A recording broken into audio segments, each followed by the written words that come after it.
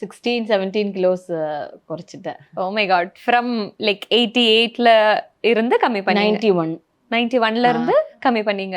Yeah. 74 or 75 எப்படி ma'am ஒரு ரோல்காக பண்ணீங்களா, ஏதாச்சும் ஒரு கேரக்டருக்காக? நம்மளோட பர்சனலா பண்ணேன்.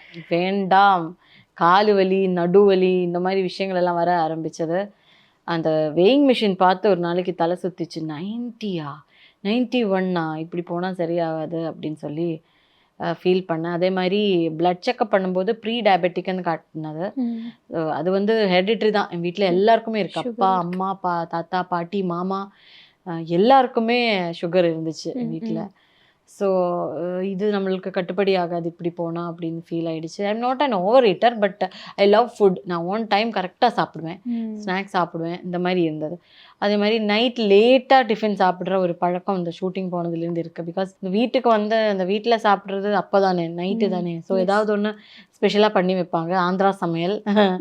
ஸோ வரும்போது 10 o'clock ஆகும். அப்புறம் குளிச்சு 10:30 அப்படி தான் டின்னர்லாம் சாப்பிட்டு உடனே படுத்துடுவேன். ஸோ அதுதான் மெயினான ஒரு அன்ஹெல்தியான ஒரு டயட் போயிட்டு இருந்தது எனக்கு லைஃப்பில். ஸோ இது பிரேக் பண்ணணும்னு சொல்லிட்டு I decided and I started the diet.